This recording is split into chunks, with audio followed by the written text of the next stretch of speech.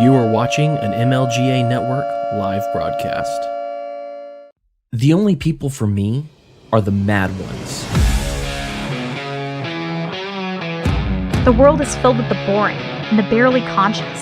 The misery loves company. But we don't have to live this way. Jessica and I are here to talk to those the system rejects, to radicals and thought criminals. The ones who never yawn or say a commonplace thing, but push the boundaries of acceptable discourse. Those who stare reality in the face and dare it to be different. History isn't made by the timid, and fun is not had by the perpetually afraid. We are the mad ones. So let's get to it.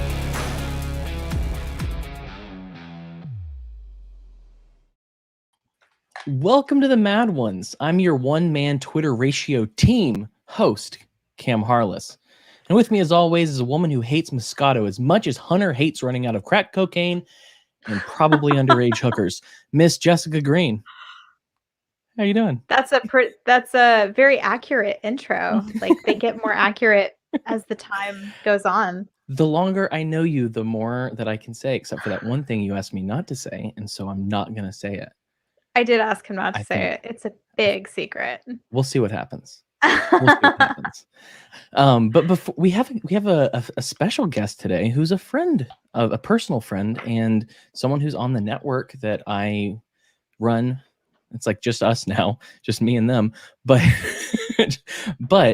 I'm going to, before we introduce her, who you're gonna love, I should say thank you to Lorenzotti Coffee, and who, if you use promo code the Mad Ones at checkout, every time you buy coffee, you get 10% off your order. And also, if you're not watching OPSEC Drip yet, you're dumb, and I hate you, and you should be doing that. But don't be a Sean Astin. Watch OPSEC Drip. Sean Astin can eat my entire ass. That's all I've got to say. But it's time to introduce, so let's do that. Joining us tonight is one half of the Voluntary Vixens, a very flexible broad with that namaste, go fuck yourself attitude, a woman of science who is totally not a conspiracy theorist, a person who loves people and hates the state, and a purveyor of essential oils and good smells, the very great Miss Maddie from the Voluntary Vixens. I love my intro. It's my favorite thing. He works very hard on them. It's very fun. How are things going, Maddie? They're going all right. I've been lost in the week calendar wise, so I guess it's Wednesday. Here we are. It's Wednesday because it's the Mad One. So, and also your episode dropped today. I've been busy. Yes, you have. You've been super busy. I mean, mad props to you for doing your show, putting out our show. Despite crazy audio issues that we had with the Biting the Bullet guys, I've gotten good feedback on it so far. But and then taking over the the Brad Binkley role with the propaganda report. So you had a lot on your plate. So yes, I appreciate you getting us another episode out today. And Heather, yes, I believe I'm the one that pissed off a ghost, or at least I'm probably one of the humans out there that has pissed off a ghost, but I assume it's probably me. But I need to Please know go how on. you pissed off a ghost. Well, let's see if I can figure. I don't know. I feel like this might apply to me in a couple ways. I know you guys love ghost stories and like dead things. We're talking about death. And Jessica's the queen of the Halloween special, the horror challenge. Yeah. I'm not drinking liquid death right now. I'm not obsessed with death. What are you talking about? Too perfect. So I guess I don't want to over tell the story because I'm known to ramble and provide too much detail. Ask anybody who's very close to me. But so it was my friend's bachelorette weekend. We did a night in Harper's Ferry, West Virginia. Super haunted place, by the way. That's a commonly known thing. It was pretty significant in terms of the Civil War and stuff like that. And so, all kinds of, and it's like in a very pivotal place. I guess like 3 or 4 states are even conjoined at that place. And so just tons of activity, and tons of paranormal activity as well. So anyway, before dinner, I'm sitting there, like joking with my friends and saying, talking about how haunted this place was and how old the place we were staying was, this little hostel hotel thing. And I said, I hope I get to meet a ghost tonight. Like, come find me. Here I am. And so that night I had the wildest, most vivid dreams I've ever had in my life up until that point, and even to this day. And it was crazy because like I can usually wake myself up. Like as soon as I realize I'm in a dream, I don't get to hang out and enjoy my lucid dreaming. I wake up. I'm out of it. And usually that's a good thing because they're scary. So I can wake up. But so I was trying to wake up from these dreams, and each time I thought I would have been waking up, it was kind of like the movie Inception, where he just falls into different dreams. And so I just like kept going into a different cycle. But what was weird was that each cycle I was in the same setting, like physically, like in the room, at the house, in Harper's Ferry, but I could tell visibly based on, when I'd arrived to this new cycle or dream, it was vastly different time periods, and I had different audiences, and none of my friends were there, but it was me and these strangers. And, some were friendly, some were asking about a family, and I had to tell them that a family didn't live there anymore. And even to like, wait, they were asking about their own family? They were asking about a family, like some person knocked on the door and asked if the family was home. And I was like, no, this isn't a home anymore. This is an inn, and they're not here. And like another friendlier encounter was the room had like some sitting area, and we had just been previously like doing the bachelorette thing, like presenting the bride with her lingerie and gifts and whatever. And so in this, again, dream, I'm sitting there with these two people I've never seen before, but a guy and a girl. And I'm like, what are you guys doing here? Like this is Corinne's party and we don't know you. So why are you in this room? And then like another one or two were just very scary, and maybe have been the same one, but it happened so fast that like I was outside the house and had to like sprint away from somebody that was after me, and it did not seem welcoming. And that either was the same one or it was another, like, again, inability to wake up. And what I was experiencing was somebody like at the door, like shaking it, and like me having to bar the door. So oh my God, I invited the ghosts to come find me, and I think they did. Yeah. Ooh, I've got little bumps on my arm. You can always tell when a person is telling a legitimate ghost story because you feel it. It like somehow the realness of it transfers. And I've had people tell me bullshit ghost stories, and I'm like, no, I know that you're lying because I don't have the tingles. I've got one more part of that if you are interested, because it really this is what I think set it apart for me than just bad dreams. And it was that, so all of a sudden, I think it was really the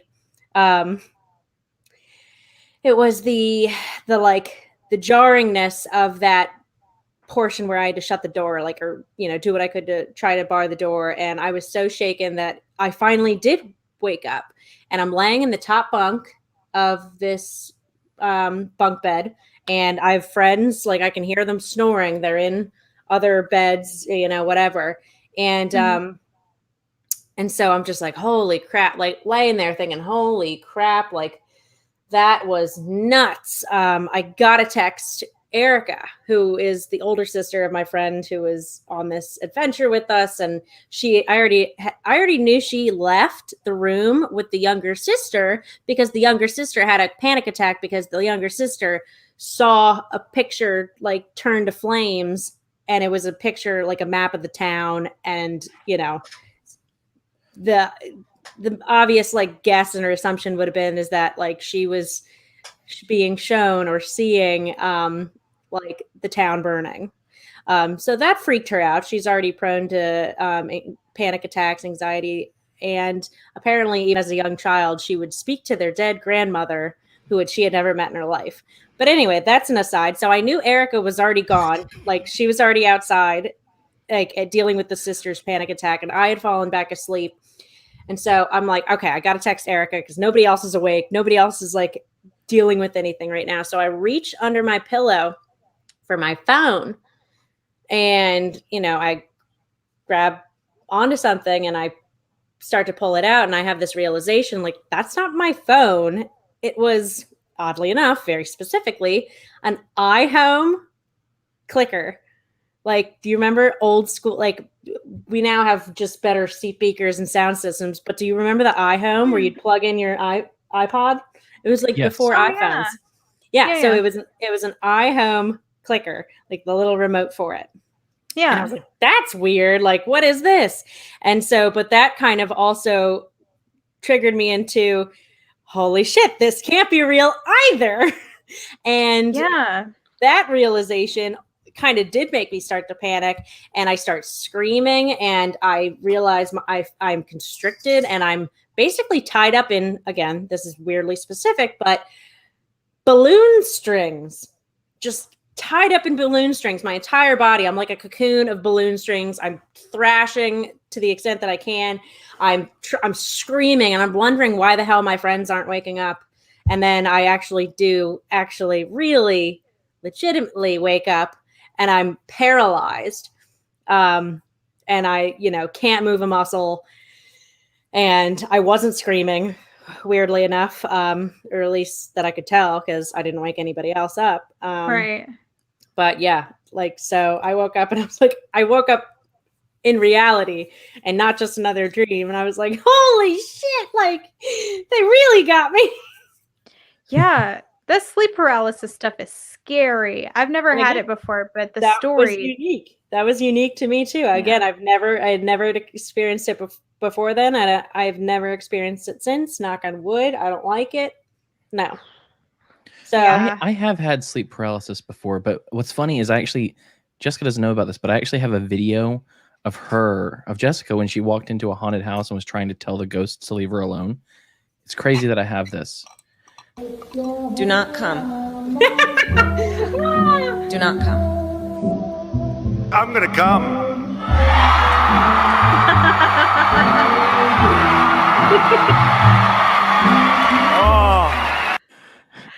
So I believed you because there have been many instances in my life where I've told ghosts to leave me alone.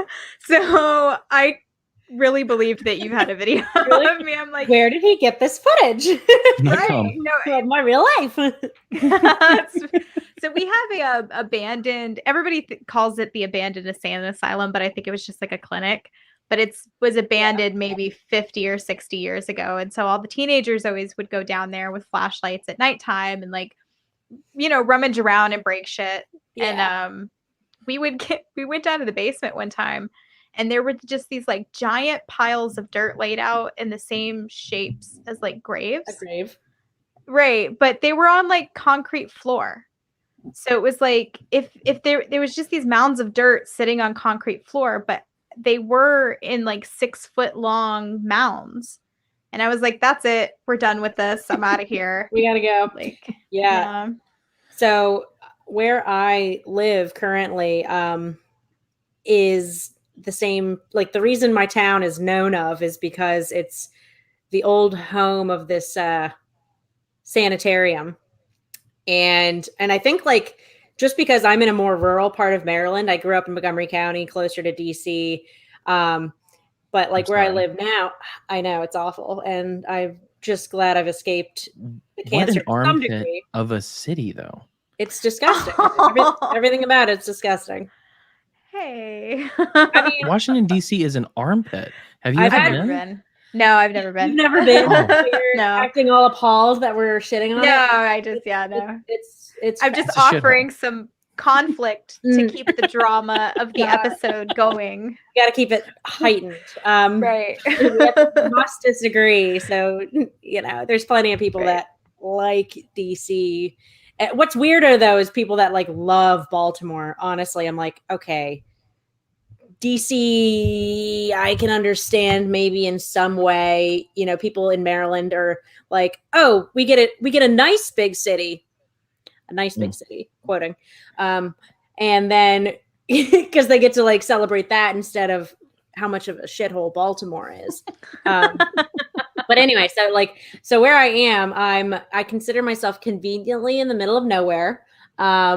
Just easy enough to pop into any center or actual place I need to go to. But because I'm out here a little bit more in like the rural and farm country, it must have been like just the go-to spot in terms of building sanitariums, you know, asylums, the tuberculosis homes, and like orphanages, like tons of classic creepy buildings. Like, so where people would have died horribly. Horrible deaths, horrible lives generally. Yeah. So there's a lot of that up here. But I will say, I haven't and I live in an old house. Like, I live in a house that was built in 1892 and has been updated and remodeled and added upon since. But so I will say, to this house's credit, I don't think it's haunted. I haven't experienced anything, even the slightest bit creepy. So thank you, house. Thank you. Because I live alone. So do you hear my long distance demon story? Yeah. Right now, I want to hear that demon story, not toward the end of the episode where I have to walk through my dark house. Yes, right now. Right now is good. Yeah. So then we can touch on lighter things. So when I was probably like 22, I think, and I was dating this girl, and she lived about an hour and a half away.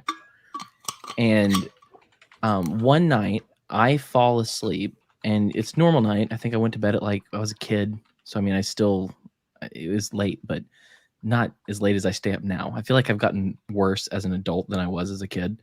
Yeah, they say as you get older, like my I email with an old guy who don't ask me the reasons why, but anyway, he's up at 3 a.m. I used to email lots of old guys. Yeah, I mean, I'm an old man at heart, so I mean, I get it. Sometimes you have correspondence with old guys. Just move on. Moving on. Go ahead. So I was asleep, and in the middle of the night at about 3:15ish, the witching hour. Exactly. I wake up, and I feel like God was telling me to start praying for my girlfriend. And I was like, okay. And so I'm sitting in my bedroom in the middle of the night, and I'm praying for her. I'm like, I don't know what's going on. I don't know what's happening. I texted her. Nothing came back. And I was just like, I don't know what's going on. I finished praying, went to sleep. I think I prayed for 15 minutes. Right. And so the next day she calls me and she says, I had one of the worst nights last night. And I said, why? What happened? And she said, well, I had a dream that there was a demon raping me. Oh my God. And the dream lasted all night long. It felt like it was hours.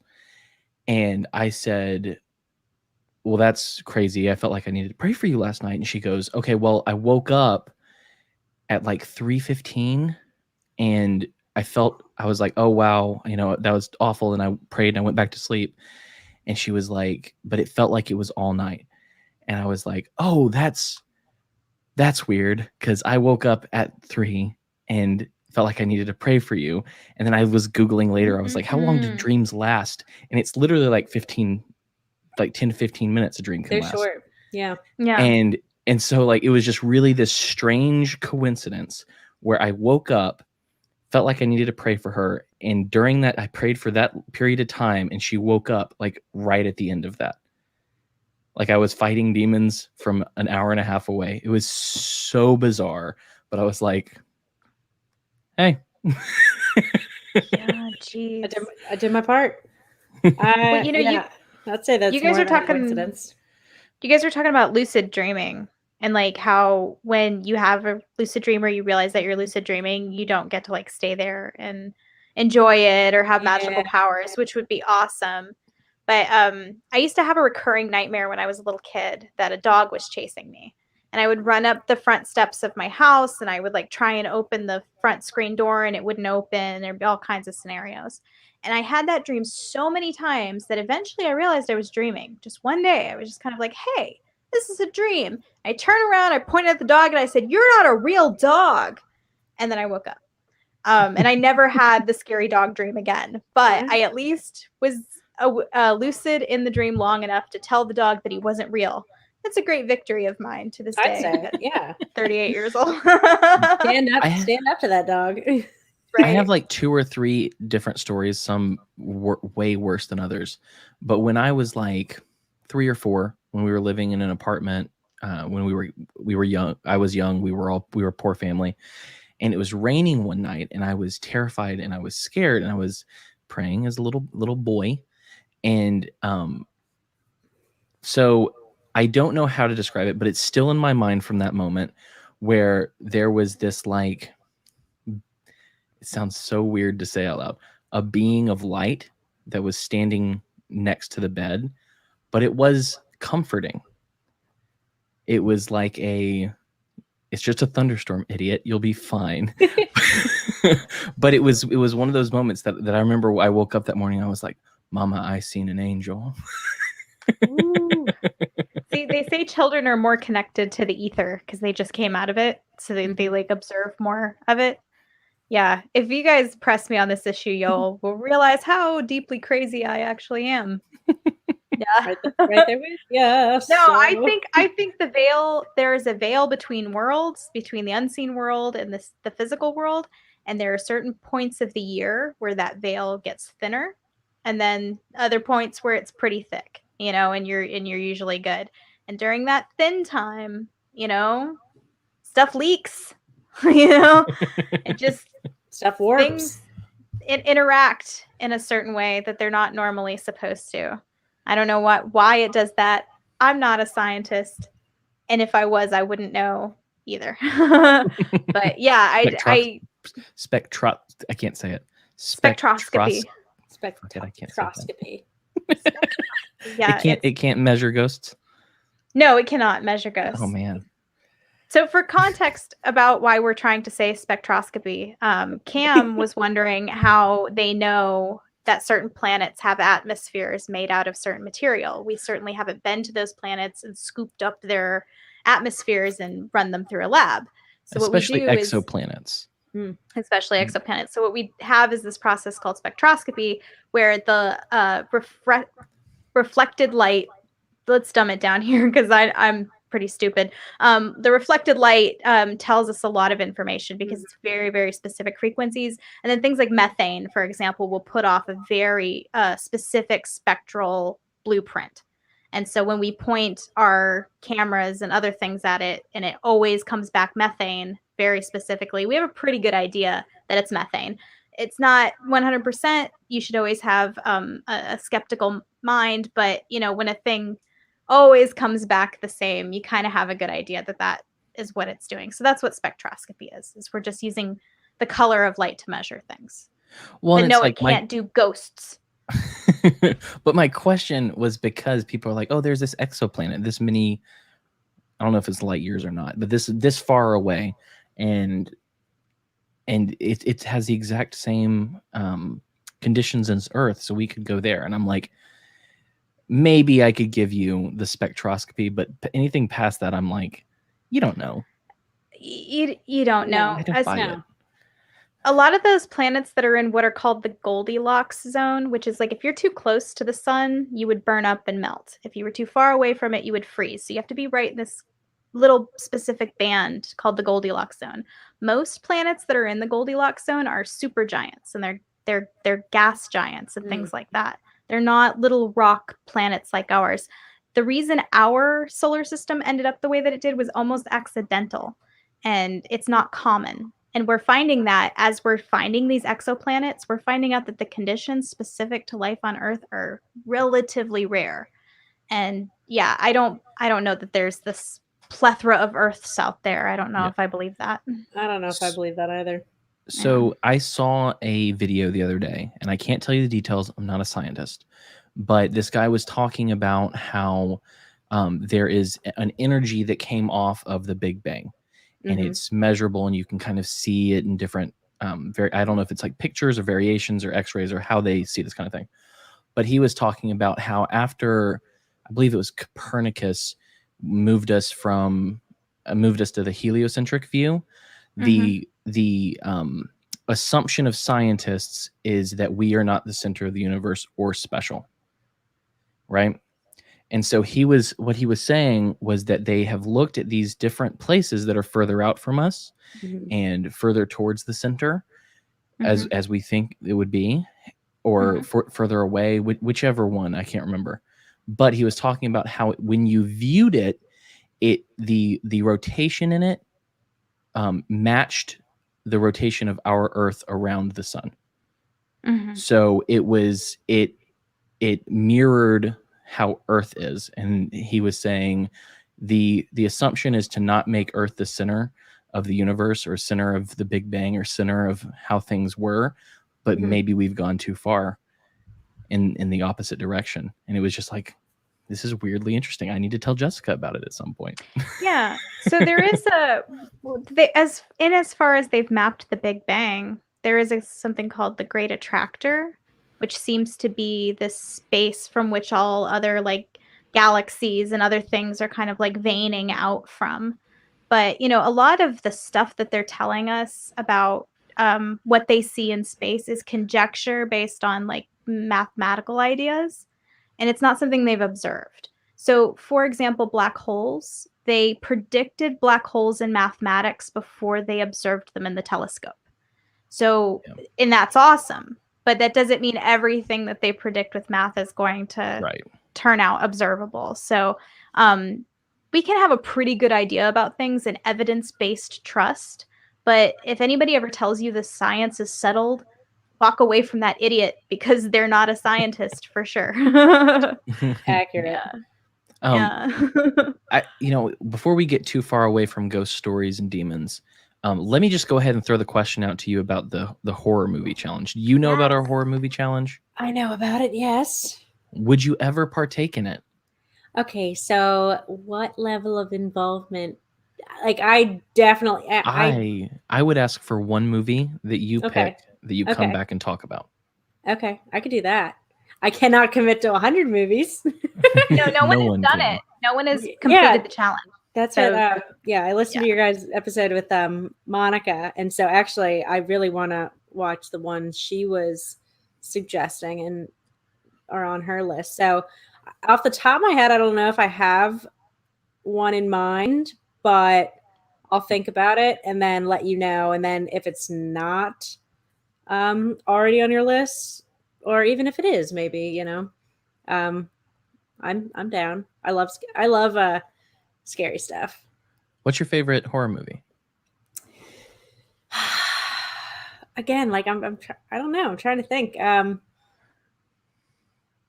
Let's see.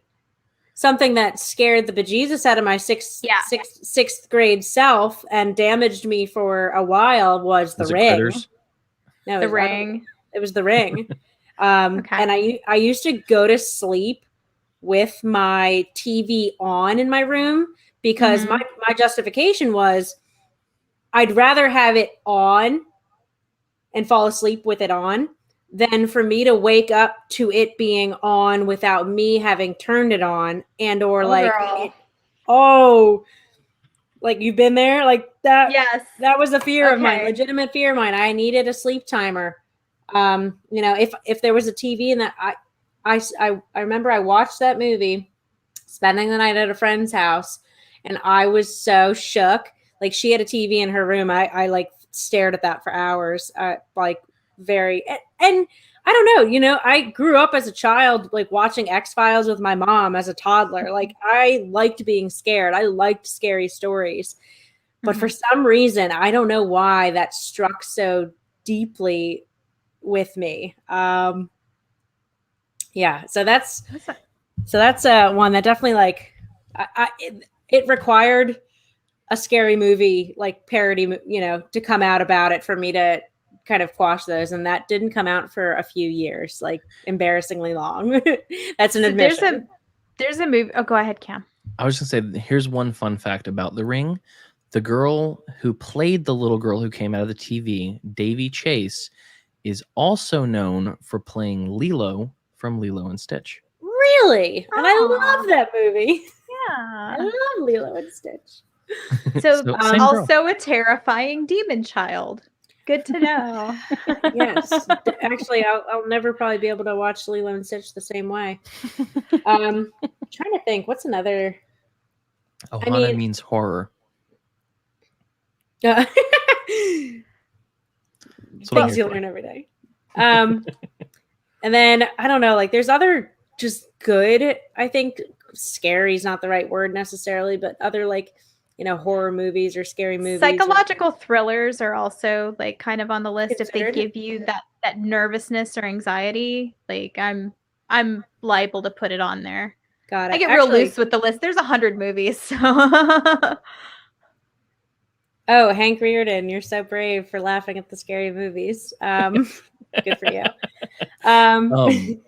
What was I going to say? Okay, actually ignore me. So I'm. So The Ring. So The Ring, and I guess. Oh, and some other chatter in the chat, Chattersons in the chat. Chatterson. Yes. Somebody mentioned like The Exorcist. I've never actually seen the original Exorcist. Apparently the stairs are actually haunted in real life, or at least like weird things have happened. And that's, you know, down in DC, Georgetown. I've driven past them a number of times and they look creepy. I'll say that. But and I saw that movie when I was 13. It scared the pants off of me. funny enough, my uncle saw that when he was about 13, and you know, however many decades ago that was, and to this day, as far as I know, he's still pretty frightened of it. But you know, demons and stuff, like actual demonic possession, I do believe that that's possible, or at least like I fear the possibility of that enough to think that maybe it is possible. I don't know, but you know, fear does things to people. When you were talking about what The Ring did to you, I was thinking of that movie, The Exorcism of Emily Rose. Yes. That movie fucked me up for like, that movie messed me up for like a week. Okay, so Yeah. I was getting there because there's like two scenes in that movie that are particularly chilling, and even to this day, like we're definitely gonna have to go to happier and lighter topics after this Before we leave, yeah. Even to this day, the scene where she, I guess, like actually does get possessed comes to mind, like just that dark, shadowy figure in her room freaks me the hell out. Like just the thought of it alone. And it doesn't matter which bedroom I'm in, like my mind can do what it wants to do. And sometimes it wants to scare me. And then the other scene is, I can't remember exactly what's going on, but like it flashes to, all you see is like the reflection in her eyes. Like no color, just black eyes. But what you see is that light, like that's reflected off something. And it might be like when towards the end when she's in the barn. I can't exactly remember, but it was just like she looked like a demon, and that looked so real to me. Like if that could be a real thing, like that looked like it. Well, you know, that reminded me so much of the way that Vladimir Lenin looked before he died. Ew. He had these strokes apparently, right? And they made him like contorted, but also his eyes had gone completely black. And there's this the last photograph of Lenin is scary because he looks demon possessed. And can we pull that up? Yeah, I can find it. I will go down. I think I might need to see that and let it haunt my. Yeah, it will. It's not technically the last photo of Lenin. It's the last photo of him alive. Because his body is still kept like in preserved. Like I don't know, it's like it's preserved, and they like, oh, it's so freaking weird. Ew.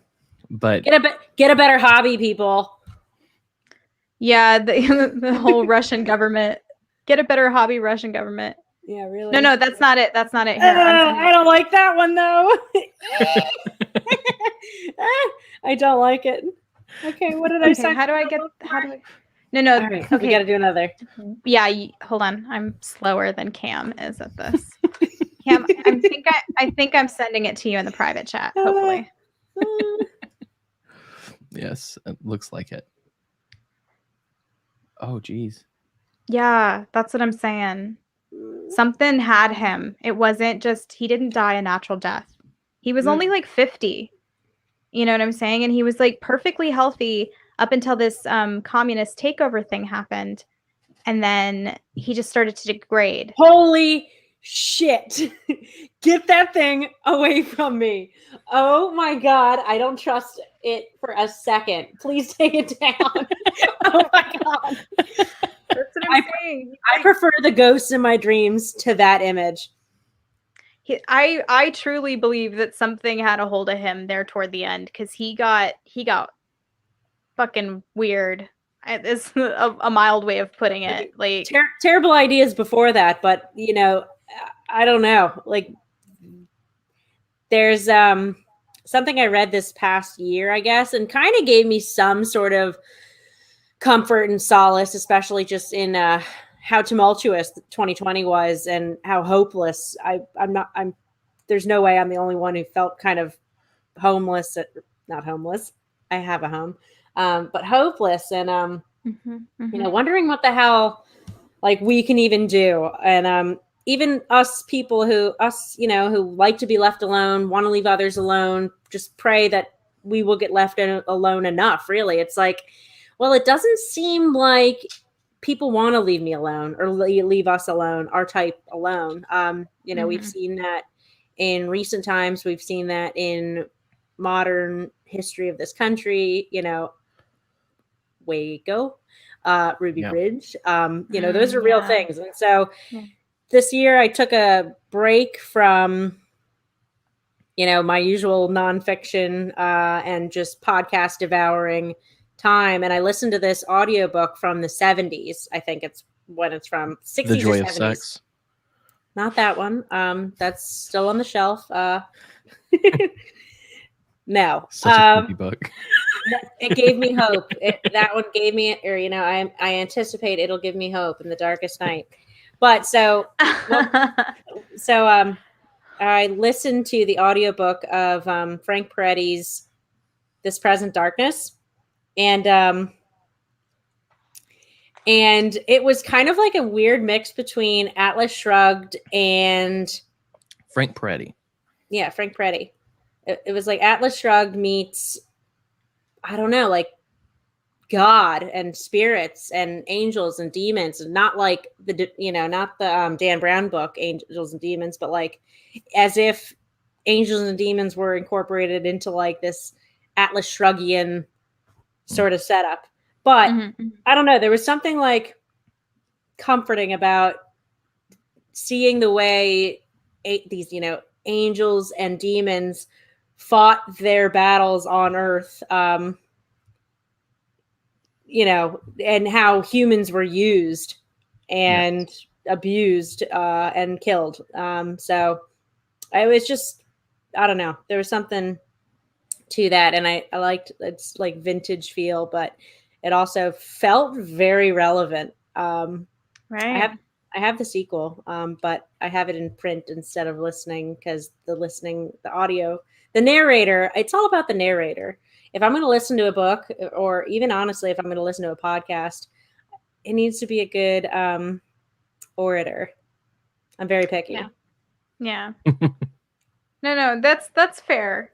I've been listening to these lectures lately, and some of these people just should not have been given the job of teaching anyone anything, because they have this terrible monotone, and I'm like, God, I'm so bored. How long has it been? 10 minutes. You know, but if you have a good order, good inflection, you're there for the long haul. I mean, I've listened to this other guy, I can't remember his name now. 2 hours I listened to him speak today, and I was like, it's over? Damn. And that's the difference. Yep. And like also similarly, just while we're here, my snobby oration or narration preference, like if it's an audiobook, that's, unless the person's dead, Like, they have no excuse to not read their own damn audiobook. Yeah. You know, like, so for example, I haven't read Thaddeus Russell's Renegade History. Sorry, Thaddeus, I haven't read it. So because about that, I'd love to listen to it, but it's not him narrating. And since I know his voice and I love, you know, there's kind of experience. There's this old Southern white man who is narrating that book. And when you get to the chapter where he's like reading out the letters of the slaves, the songs of the slaves, it's this old Southern white man doing a Black female slave from the 1800s. And there is something so awful about it. I'm just like, oh, I can't cringe my way through the rest of this chapter. Yeah. Bad. So see, I'm avoiding that. Yeah. It's a jarring experience. Yeah. To well, put it mildly. the only book that I know of that I've listened to that was read by the author was The New Right by Michael Malice. Mm-hmm. I don't think I've ever listened to a book. I did listen the to author that. read. Yeah, you can't read Malice in someone else's voice, except for Dear Reader, because that was voiced by a person who did that Kim Jong-il voice, like how it was perfectly read. That was a perfectly read book. That's another one though that I have started, and I couldn't get hooked by the narrator. But again, maybe I'm thinking about it wrong, because in my brain I'm like, I should be hearing Michael Malice, but obviously like Michael Malice isn't Kim Jong-un. Right. Which one is it? Yeah. Kim Jong-il. Yeah. The illest. But it is perfectly read because it's read like someone who really loves themselves. It sounds like what if Kim Jong-il spoke English in an American accent. That's exactly how he would sound. Like, you have to go into it thinking about it like that. Very well done. Yeah, no, I'll have to give it another go. So what was that movie with James Franco where he goes to North Korea? The one with Interview. Rogan. Never saw that.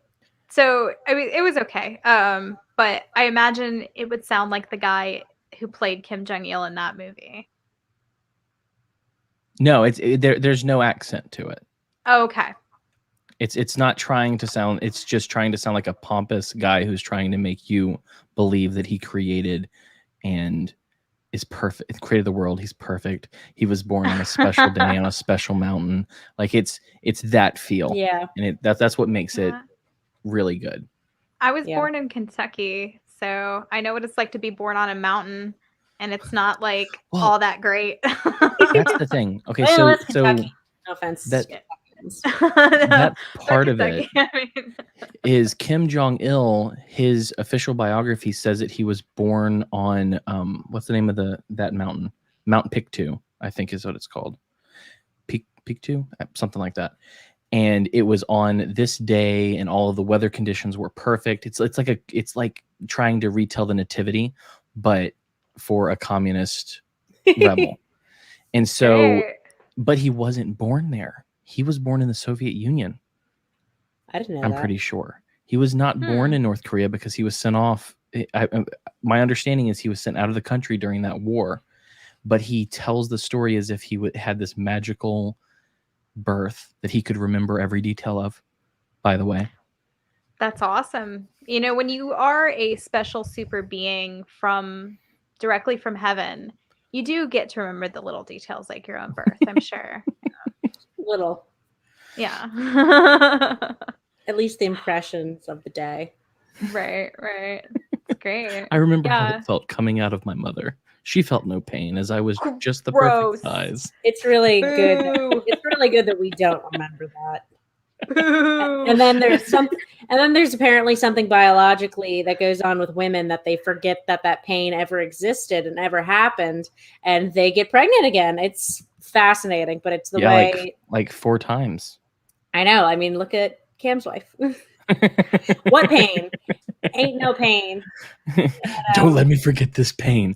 Don't let me forget it. Yeah, and then it's You're gone. gonna forget it. God. They see a baby, they're like, oh my God. Especially like when they see another baby that's not theirs. And I haven't had children yet. So like I just know this from observation and because it makes sense, like biologically, Right. because of evolution and the progression and the continuance of the species. Like these things make sense. If I should ever get pregnant, I want them to bring back the Twilight 60s birth where they put you in that state just before death. You can't really remember what's going on. And then the baby's out. And then, you take a nice long nap. I don't need a birthing experience. I don't want to do it in a tub.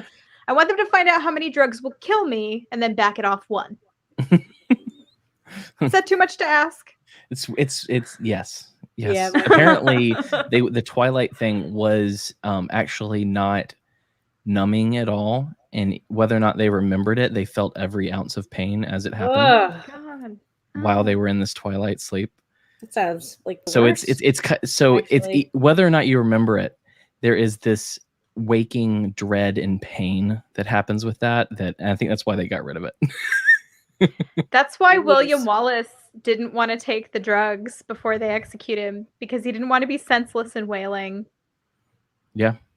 It's very apropos example. So is for that childbirth. according to legend or Mel Gibson? Mel Gibson. That's Okay, all I know yeah. about that. Yeah. Is what I learned from the Mel Gibson movie, which rules. I will watch that movie again. I did watch that in full for the first time this past year. I know, but it was awesome. Braveheart. Yeah, and we went on like a Scotland kick, and we watched that, and I think there's still one that we haven't revisited yet. But so we watched Braveheart, and then like the next night we watched sort of, I guess, the Braveheart sequel, but with so like a lot of similar actors and the same writer, I guess. Randall Wallace? Yeah. I think no actual relation, I think. But it's been fucking like centuries and generations, but probably a very common last name. But so it was the one where Robert the Bruce kind of was like an older guy and finally succeeded.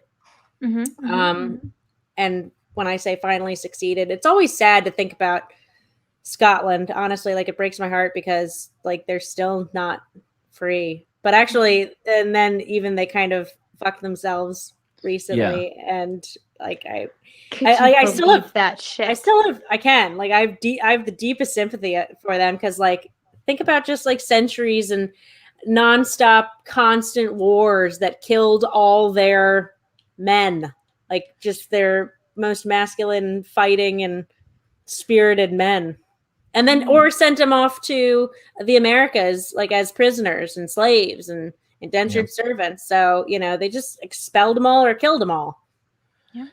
There's this one legend with Robert the Bruce where he had died, and his general allegedly had taken Robert the Bruce's heart, and he had put it in something and wore it around his neck into battle. Gross. And so they were in a I imagine it was like a jar or like a metal jar thing. A nice mason jar from Michael's. It's like sloshing around in there while he's running too. I've got a jar of heart. But shake it up before the battle. They were in a battle and they were losing. And so the general had taken it off of his neck and thrown the heart into the middle of their enemy and yelled, "Fight for the heart of your king." And it's just like this really weird legend that's like, I don't know, kind of badass. That's cool. It's interesting. And then so on the Robert the Bruce thing, and then there's that other movie that came out more recently, must have, because Chris Pine is the younger Robert the Bruce, and I don't know. I don't know if timelines all match up very well, but it's definitely like fascinating. Yeah. It was called Outlaw King, and I haven't watched that one. Oh, okay, thank you. I was wondering what the title was. Phil has been trying to get me to watch that for like a long time now, and I haven't yet. Yeah, Phil. Do it for him. Do it for Phil. Especially before you get caught up watching all your scary movies. So one of the things that Jessica and I were talking about, and also before I talked to Jessica about it at all the other day, I was talking to my wife about it. And it in Scotland you'd call them clans, but over here and in Israel they were called tribes. And there's been this conversation and this hatred for tribalism especially in recent years. I feel like that's become a much larger talking point than it used to be. And it's one of those things that gnaws at me because, like I just said, clans, tribes, this is another word for family. And so I understand, like, I think that there is something to be said that's positive about ideological tribes. I think there's something that's positive about familial and blood tribes. Like, we've talked in the past about how one of the saddest things about our current paradigm is that we have separated parents or grandparents from children after a certain point in time. We don't take care of our old anymore. We send them away. We let them die on their own. This last year with COVID, we let them die in hospitals, and the doctors and the nurses held people out so they couldn't hold their hand as they went. Yes. And so I understand what people mean by tribalism, which is this empty idea of, and sometimes I think they're even misusing it when they talk about it. But when the word tribalism and tribe has been denatured to the point that you don't see the positive of family, of, generations, I feel like that's sad. Am I crazy for having these thoughts? No, I think you're hitting on a really important point, and you're probably right that too much of anything is generally going to be a bad thing. So there's maybe extreme ends of tribalism, and that is what people point to, whether they're conscious enough to point to it and know exactly what they're talking about and all the nuances that I think are involved, and or whether they just point to it and, like you said, kind of just it's become a talking point. It's something to point to. It's something to blame.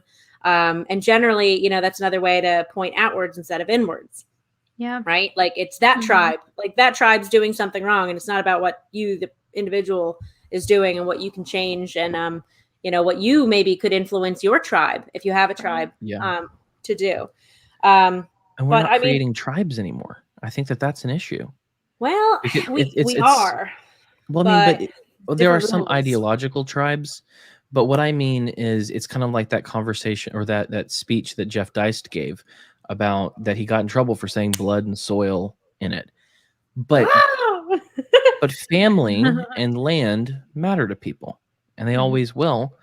But it seems like the story arc of our generation, and I think a lot of this came through the boomers more than anyone else, is the loss of tribe. Because you talk about take Israel, like ancient Israel, the Israelites. You have the 12 tribes of Judah, and you go up to the top, and they're named all after that one dude who they were all the son of, and then the son of, and then the son of, right? And so I'm looking at this and I'm like, why am I where I am? My mom's where she is. My brother's off in California. Why are we so dispersed? Is this healthy? And why aren't we creating tribes? Which is why one of the things that I really want to do is I want to buy land, like a fair amount of land someday, and it be more or less ancestral insofar as I'm not going to be buried or burned or whatever in some random ass place, but I want my body to go in the ground in my land. Right. And then I want my children to have that land, and then they be eventually added next to me, so on and so forth. I feel like we're missing something. I mean, is that you're right. I mean, go ahead. And I think that's a perfectly natural desire, and the fact that it's been beat out of us and stripped from us, and part of that I think is the process of separating generations. Even as even from the times where, the mother is separated from the child because women were liberated to go to work. Right. And so even that is part of the further separation. And instead of having the grandparents around to be, I come from what I would say is a tribe, and it's a very solid one. And, we're the kind of people that can put up with just about anything because we have each other and there's so many of us. So look out.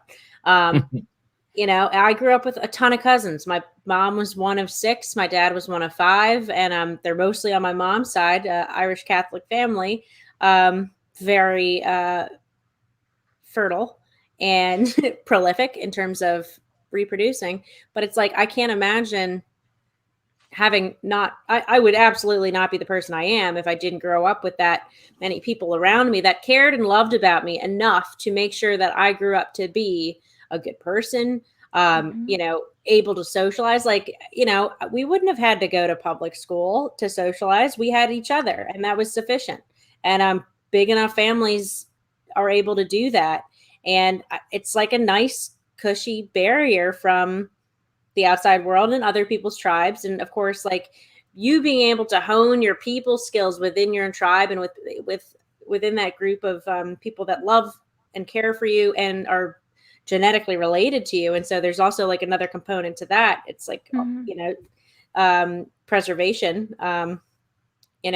You're able to better deal with any adversary outside of that tribe and with your neighbor's tribe. And it's just a security blanket. And so honestly, maybe that's just another reason on the laundry list of things why people have such high anxiety these days. They don't have their people. They've never had their people. Chances are they weren't loved enough as a kid, or the ones that were loved too much. It doesn't it's not necessarily quantity, it's quality. And maybe that wasn't exactly what they needed either. So I think the idea that tribes have been demonized, you're right. If you can think about it and put it in the context of it being family and, not, I don't know, the idea of totally dismissing the benefits of the nuclear family. It's only if you limit the definition of the nuclear family. And right. I guess technically it was it was, the mom, the dad, and the children, and maybe the grandparents, but it's so much more than that. It should be it's hard for me to distinguish my family from my family, because that's just how close we are. And I think there's so much benefit to that. Historically, that's how it worked. Yeah. That's how family worked. It was typically, there would be kind of a split between, you followed the husband and his family or whatever.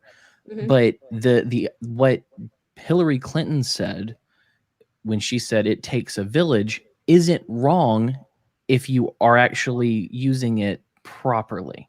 Yes. Because the village, the village were your people, were your family, was your grandmother, your aunt, your uncle, blah, blah, blah, out to, ad infinitum. But what she meant was the schools. King. Well, yeah. She meant random ass people not connected to you. The institutions. And so... Well, I just to go back on something that Maddie had said at the beginning of that, about the way that we're disconnected from our old people. And I think a lot of it has to do with why we are so afraid of death and don't accept death the proper way anymore. Because it's so shunted off from our lives that we don't even want to be around our own people when they get too old, because the idea that they might die in front of us, or that, we have to watch their decline, has become too terrifying for people. And a lot of people, especially in our circle, will go on and on about the crimes of the nation being, the foreign wars and the Federal Reserve and the currency manipulation, all those things. But when you want to talk about the crimes of the nation, the crimes of the actual people of this nation, it's that we've stopped taking care of our own elderly people because we're afraid. And, afraid or selfish. And there's a combination. There's a couple things, but all distasteful traits. It's all distasteful. And it's become more normal that they go off to these sort of elephant graveyards to do their dying in, instead of us having to go through the trauma of that experience. And so if you're a person that's taking care of your parent, you're doing a rebellious thing. You're doing something that actually like preserves the fabric and nature of our humanity. And it's not, we're not almost being allowed to do that any longer. You saw what happened with this virus, with this COVID, where you're not even allowed to take care of your own old people anymore. And that's something that we must forcibly take back. If they had shut me off into a place all by myself, I would have declined rapidly. As did many of them. Because isolation is a killer. And even if you are a strongly independent person, you're still a social animal. Like, human beings are tribal's a word, but like community oriented. We need that interaction. This will go down as damn near a genocide of our elderly. And I think that a lot of them being on the public dole, Medicare, Medicaid systems that they paid into, but are expensive for states to run, created a financial incentive for them to not have as many old people anymore. And I know that that's not a popular thing to say, and I can't pull proof out of my ass that shows that anybody did that on purpose, but it feels a lot like they killed off the old people on purpose. And that is a great, great crime that I think that in history, maybe long past the point where we're alive anymore, people will admit that has been done. We're not going to admit it to ourselves in this generation, but that happened. There was a genocide of the elderly, and it didn't need to happen like that. I think the word is geranticide. Like geriatric side. It's the combination of those things into a word. Right. They killed the old people. They did it on purpose. Like, it was, I said it, and I know we don't want to get too political, but I've been in this COVID world all year and beyond, and it's stunk from the beginning, even before it began. So I kind of watched everybody do I watched the 180s. I watched the progression of stupid ideas that couldn't be stupid because the CDC was telling them and giving them this guidance. Like, I'm still living in this delusional world where people are refusing to see what actually happened and is happening in front of them. And they won't admit it. They can't. They would be culpable. They would be culpable if they did. Exactly. And the propaganda is good. Oh, it's so good. It's everywhere. It is everywhere. Well, it's like the when Jon Stewart went on Stephen Colbert the other day, I immediately texted Monica and I was like, look at this. This is propaganda. 100%. Over the last year, I said over the last year and a half. Well, they're canceling him now. They're not. It's all a show. It's all a show. Stewart, because he said this came from a lab. This was a created thing that came from a lab. But that's not currently cancel worthy. Well, it's all a show.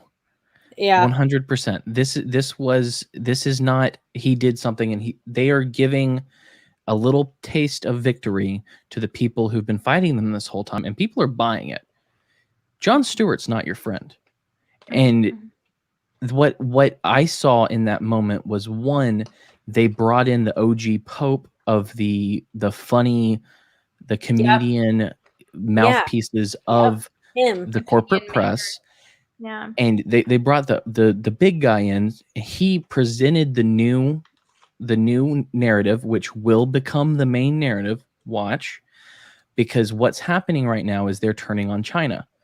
Look at there were bills passed this last week. What's his name? It wasn't cool to be against China while Trump was in office, but Biden is pushing against China harder than Trump ever had a chance to. And that is going to be the narrative. And so what they did is they presented it from a trustworthy voice after Stephen Colbert and all these guys said this lie for a year and a half. they've burned their credibility. They can't just swap. Mm-hmm. And so they gave they made a sacrifice. Yep. They're going to use that to then be able to go, well, turns out he was right, and give themselves the credibility back because they fought it, and then oh, it turns out the guy that we trust was right. This is propaganda. It's perfect. It's masterful. And that was my first thought when I saw this, is they're not canceling him. They're using him, and he's Right. playing his part. Yeah, he's too precious for them to cancel. Right. They need that guy. It just, so like when I was watching the clip, the way that Colbert sort of like reacted to all of it, he seemed like jumpy and nervous and like, are you really saying this? And like, he's a creature. Yeah. They were presenting the new narrative push. They're testing the waters. They tested with someone who's no longer on TV anymore, who's trusted and liked. And so now they know how the initial reaction will be. But watch. This is going to be the new narrative, because the narrative initially was, this thing got out there, we can protect you from nature. That narrative didn't work. Yeah. Now the narrative is, China did it. China is competing against us. We need to beat China. It's all of the stuff that they would have done a year and a half ago if Trump hadn't been president. Right. Just watch. I'm just saying.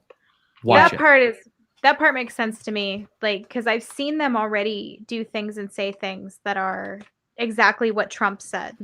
But it's because it's coming out of Kamala Harris. Somehow it's different. Like, I don't know. I pressed one of my friends who is a progressive, but not like a complete idiot. And, I was like, this stinks, right? These people are awful. And she just kind of had this attitude of like, yeah, but we need some kind of like functional system. And the system was not functioning under Trump because they were so focused on getting him out of there. So at least this way, things will still run. I was like, yeah, they'll run unchecked. They'll only ask this guy about his ice cream preferences. You saw what happened to that poor woman. I don't know if she's poor or not. That press woman who asked him a question that like, how are you confident about this? And he came down on her with like his finger out, shaking at her about tyrant. that she should dare question him about something besides his favorite ice cream flavor. You know what I'm saying? Well, there was a clip earlier today as well that was like the mask dropping. Like there was a video of Biden. I'll try to find it in a second, but he was in front of the reporters and he said, I'm going to be open for questions. And like always, I have a list that they gave me to pick people who ask the questions up. And he relayed the name of the first person on the list. Yeah. It's almost like he forgets when he's not supposed to read the script. Like, it's like, Joe, those are in brackets. Those are in parentheses. That's like, say it.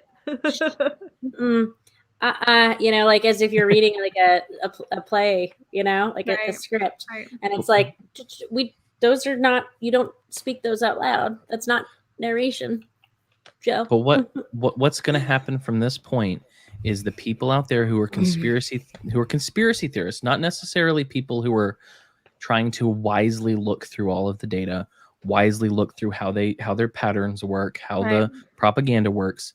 They're going to see, oh, Jon Stewart said lab leak is real. I'm vindicated. Now that they're saying this, I can trust the system. I can trust that they're actually going to look into what's going on and fix it. And oh, look who did it? China. I'm just saying. There were people out there who I think pretty highly of in these spaces who are cheering on Jon Stewart right now. And I'm like, no. They wouldn't have brought him on. Yeah. Every single thing that he said was planned. What should make you suspicious about that too is, and God help me if this comes back on me, but if it ends up on Steven Crowder, I kind of feel like it came out of the narrative makers too. Because he has a certain subset of audience that he speaks to, and they all take him for, the voice of truth, right? And so he was the one talking about what a hero Jon Stewart was for saying this, and isn't he great? And we trust him. He's an honest progressive, and all those things. And that narrative came out of him. So when when Steven Crowder's saying a thing, to me, it's as good as like CNN saying it, or the other side's narrative maker saying it. Not to mention that I need to find the article, but Monica had mentioned this. The words that Jon Stewart said on that stage, science has done good for us and has saved us, but we need to look at how science caused this, was almost lifted word for word from a New York Times article days before. Oh, wow. It's the repetition and the reinforcement, and to make sure it gets driven in deep there. The CIA hands them a script, and then they say the script, and then you say the script in liberal or you say the script in conservative, but at the end of the day, the script finds its place, finds its stability. Yeah, that makes sense. I'm not a conspiracy theorist. Like, that's not what you can put on me, because I don't speculate. I don't speculate a lot. That they conspire. I don't. I just, what I do is I point out when they're doing things. I point out the propaganda. I'll point out when I see a conspiracy, but I'm not like, okay, so let's go back in time and this is what and it's like that, because conspiracy theorist is a type. So you believe in birds, is what you're saying, Cam? I do believe in birds, but they were all killed by Ronald Reagan in 1980, and they have been replaced by drones. Okay. There are only a few birds out at night. Do you know why? They got to recharge their batteries. That's why. That's why you only hear a couple. The bird thing is my favorite. That's I like the bird thing too. Top tier. It's so excellent. I love it so much. But go ahead. I just say that because I don't buy everything. Like, I'm not here to swallow every new conspiracy theory. No. I am here to follow the pattern, and I'm not going to spend too much time on it. If I see the pattern, I see the pattern. If I can call it out and see but there are people out there who are the conspiracy theorists who feel vindicated, and they can go, oh, and Flat Earth was totally a psyop. I know we've talked about this before, but that was a psyop. I know a guy who bought into that pretty hard. People still out there that are, I want to talk to a flat earther, like a true blue believing flat earther. I think that'd be fun. So I know a flat earther. Eddie Bravo. Oh, Eddie Bravo. I think he seems like he believes that ironically, which is not the same thing as believing it. He is hilarious. I knew a guy who straight up really believed in flat Earth until he found a guru, some astrological guru, who he got really into astrology, and then he didn't believe that the Earth was flat anymore. So the only thing that enlightened him to the fact that the Earth was not flat was that he now follows this guru around in the desert who tells him because of astrology the Earth cannot be flat. And I'm like, whatever works for you, man. Yeah, whatever. And so just to confirm our ologies are correct, astrology is the one from that tells you like I'm a Cancer. Right. Yeah, and so I'm emotional and really intuitive. It's not a guru for astronomy. Thus, the Earth is not flat. Right. He did not study astronomy, which would have told him the Earth is not flat. He studied astrology. Like you said, whatever works. Whatever you need, man. I'm not going to get in your way. That's not what we're here to do. Unless, you make us have to defend somebody. If you're not hurting anybody and you want to go take mushrooms and follow an old guy around in the desert, I am down. Please do that. I mean, chances are, don't force me to pay for it. Maybe if you give a good pitch, I'll throw a few bucks your way, or send you a gift card. I will watch that on TV if you want to film it too. Yeah, right. I mean, I am here for that. Right. But so you're not saying worthwhile. you're not saying that you're Frank, who is currently in the desert, probably on mushrooms as we speak, is what you're saying. Me, I'm not. Frank. Cam's. I'm not Frank. Cam's definitely not a conspiracy theorist, right? Yeah. Frank is my example of the conspiracy theorist. Got it. Don't be Frank. Right. You say Frank, I think of Frank Reynolds from It's Always Sunny. That's exactly what I was thinking. I was like, how do we loop back to Always Sunny? I mean, oh no, we can always loop back to It's Always Sunny, but it's my favorite show. But this conversation also reminds me of something that Jessica and I talked about. I don't know if it was, I can't tell days anymore. It may have been today, may have been yesterday, but for the need for like wisdom and discernment in our lives, because there have been a lot of things, especially like you have to keep repeating it, especially over the last year and a half, that if you didn't have wisdom, if you didn't have discernment, you got lost in the weeds. And it's so funny because I keep seeing these things. Like, I'm not the wisest guy on the planet. I am pretty good at discerning, and so discerning what's going on, what is happening. And it was funny, the other day I tweeted something, and it was just something simple of that old saying, if you lie down with dogs, you get up with fleas. And within hours, I mean minutes, actually, it wasn't even hours, it was minutes, some stuff blew up on Twitter, and I was looking at it and I was going, I would have had fleas if I had decided to lay down with these dogs. Yep. And that there are a lot of things that need to be talked about. One of the things that I want to talk to someone who is really good on these subjects is people in the anarchist world, in the libertarian world, talk a lot about self-ownership. But one of the things that not a lot of people talk about past that is self-mastery. And so there are conversations I feel that need to be had, because self-ownership is a great principle, but self-mastery is where the magic happens. And I think that these are conversations that we need to be having. I'm going to quote Jordan Peterson just to piss off Ryan when he hears this part. We need to make our beds. We do. Brian doesn't like Jordan Peterson. You want to hear a controversial take? Yeah. I think Jordan Peterson's boring. I can't listen to him. That's fine. I mean, I can understand people having different opinions, and I think like I'll forgive him for nearly dying and actually being back to where he is these days. But nobody's perfect, but I have found a lot of use and ability to take those tools that he kind of, I think, does give people readily. Like if you're in a place where you don't necessarily have those tools, like you haven't been taught in that way or instructed in that way, he lays shit out as simple as can be, and some people need it to be that simple.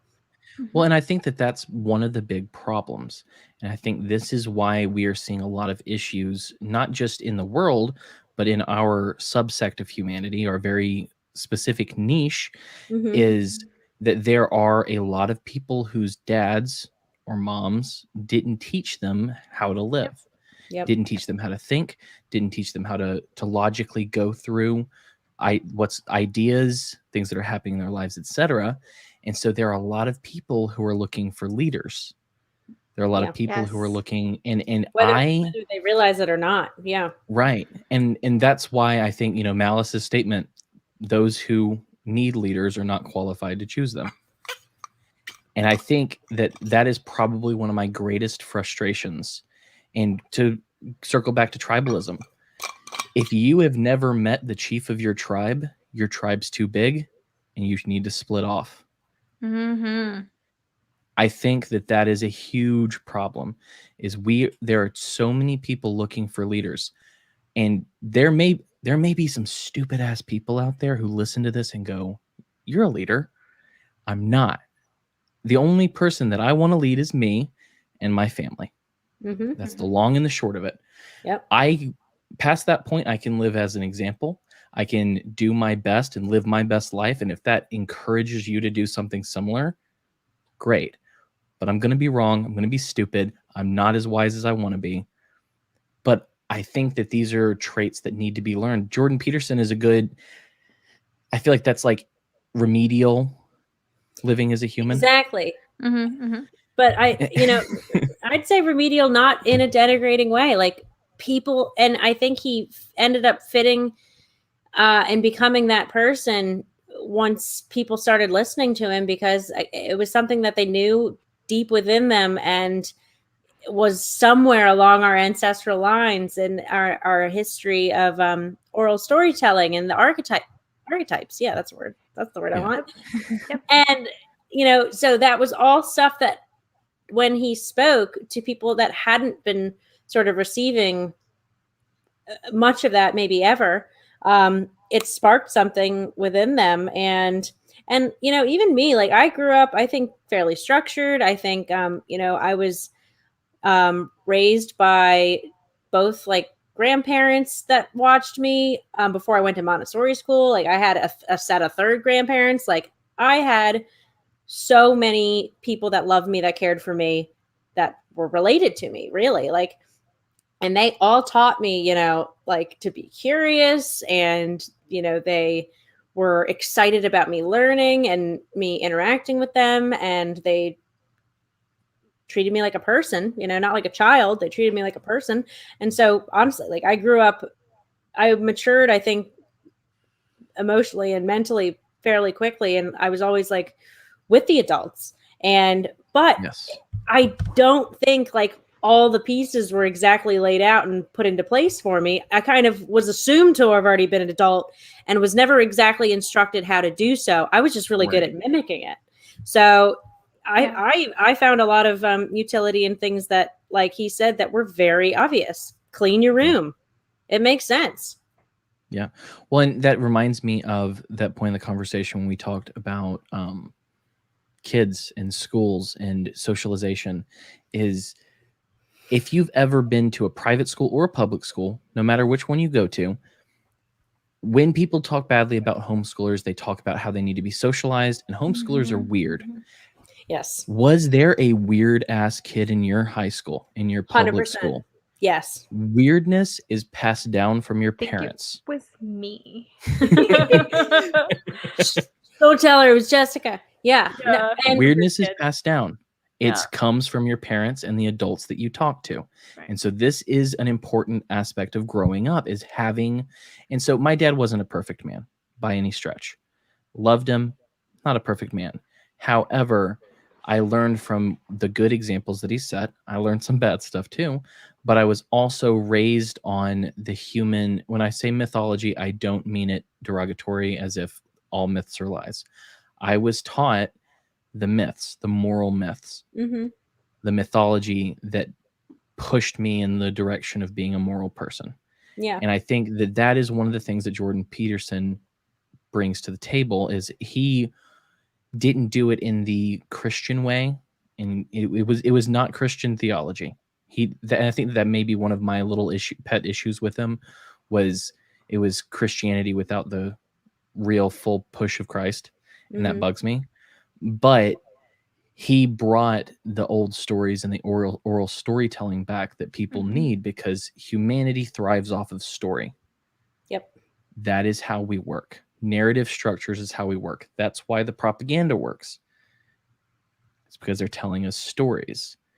And if we reach out to people and don't tell them stories, don't use archetypes, don't use the big ideas and these beautiful romances, and instead just tell them, you need to be rational. If this happens, then this will happen, and we have to look at the bottom line. People don't respond. Most people don't respond to that. People respond to morality and story. Yep. And if we aren't leading with narrative and storytelling, we're never going to win. And I think there's plenty of material out there that, we could actually put true stories to. I don't want to say like two narratives, because then it maybe implies that there's something deceitful about that, or like we're lying. But, it makes me think that there is so much that goes on. what I'm thinking about maybe is like, Jessica, your favorite thing, or one of them is just the wondrous beauty of the most ordinary everyday things and events and people. And I mean, those are all stories worth telling too. And they don't even have to be a great adventure. But I think, there's probably something there, Cam, that there's something to be done. I mean, I'm probably not the person to do it. But I don't know. Once upon a time, I was fairly good at like creative writing and English, and like those classes were always like a walk in the park to me, because I guess I did have such like a wild, fantastical imagination. I loved to read. I hated when I was assigned to read. I never completed a book that was assigned to me. But I would spend hours on top of hours on top of hours reading. Like my mom even threatened to take books away from me, at times, because I was reading. And so that's another thing that I think like developed my personality. Like I had so much me time, and just like I entertained myself through reading and through learning and everything that I took away from stories. And you guys can let me know like what you think. I don't know if you're like currently reading a lot of fiction, but I honestly have so many issues with most modern pieces of fiction because they're lying about the archetypes. And I can't consume lies purposefully. That's why I don't watch the news. It's why I kind of hate most television shows. Like I hate most media and programming. I don't like being lied to, and I don't sit through it purposefully or willingly unless I absolutely have to, like all the shit I've had to listen to for work. I tend to like history. I love history. Gobs and gobs of history documentaries. And in those, you have to parse out, of course, and I'm sure you know this if you watch them, that a lot of them are narrative driven. And it depends on what the person who made the documentary wants you to feel about the events. And so you can see different documentaries about the same event that tell very, very different stories. Right, exactly. So that it's like even in nonfiction, you just have to be aware that there's a person on the other end who's communicating something that they want you to believe or they want you to feel. And, we have, they're called tropes, there's specifics. They almost say that there's no new stories because these tropes are so often played out over and over again in our fiction and our nonfiction. And a lot of the things we see coming out now, some of the newer things, they try to aberrate, if that's the right word, the tropes. And it's an anathema. You feel it. You're like, this is wrong. This is not. Yeah, it doesn't fit. There's something wrong. Exactly. And I can feel it because we were lucky enough to grow up with things that were right. Right. And so it's like when you feel that sort of like cognitive dissonance of the incorrect trope trying to like worm its way into your brain, there's a person on the other end of this who wants you to believe something. And you can start piecing together what their narrative is by seeing their sort of, I hope I'm using the word correctly, anathema of the tropes. Yeah. And I think you're hitting on something that I've been thinking for a long time, but hadn't quite crystallized or put together. But I feel exactly what you're talking about. And I don't trust those people. And I don't trust those people. A big part of that is that I don't even know if some of them know that they're fucking up the tropes or screwing up the archetypes or whatever. Yeah. I think that one of the main issues in storytelling right now, which is why it's so great when you find a good movie, it's so great when you find a good book, is because what has happened is their narrative comes first. So that's why Falcon and the Winter Soldier was bad, because it was preaching. It's why Captain Marvel was bad. I'm mentioning comic book movies because that's why so everything many that's getting made right now is a comic book movie too. That's why so many of these things are terrible, is not because they are, I don't even know if they're trying to subvert the archetype. One, I think that they probably don't understand it. And two, they are just telling, like, if you're stupid character preaches at me, step off. We're done. Yeah. Yeah. No. Yep. I can't do it. That is bad. Stop doing it. But that's that, you know, I think there's a lot to be said about wisdom, gaining wisdom, being around wise people. And, you know, I think that there is such thing as a gift of wisdom. I think that there are people who are young who are far wiser than a lot of old people. I think that there is an experiential aspect to wisdom, but I think that it takes a special person to truly be wise. But the good news about that is it is a muscle you can work out. And so I think that along with, you know, wanting to be wise, wanting to be able to be a discerner, be able to discern things, I think it does take that self-mastery. And I think on top of that, it does take self-care and being able to love yourself. And realize the narrative because the narrative of our lives is the narrative that's playing in our minds that most likely came from our parents. And then they're disappointed and broken expectations of their own life and narratives. Yeah. And so deprogramming that, I think, is very important. And one of the ways to do that is through self-care, is through finding ways to forgive yourself, to make yourself feel okay, to make yourself happy. Yeah. And so you are one of the people that I've heard talk about self-care a fair amount. We've talked about spoons a number of times. Oh man, I forgot about the spoons, but I love the spoon reference, even though some people like try to get like proprietary about the spoon analogy. It's like, you know the spoon analogy, Jessica? Tell her the spoon analogy. So correct me where I'm wrong and or fill in as needed. But and again, this is like why sort of people that are maybe more mentally ill are a little bit sensitive to people that aren't maybe diagnosed as mentally ill. Everybody's got problems. So I don't think nobody gets dibs on spoons. So, amen. Right? Like back off. So the spoon analogy, though, is that like you only have so many spoons, and like once you've given out all your spoons, like, you know, unless somebody's actively giving spoons back to you or kind of sharing their spoons with you, like once you're out of spoons, you're fucked.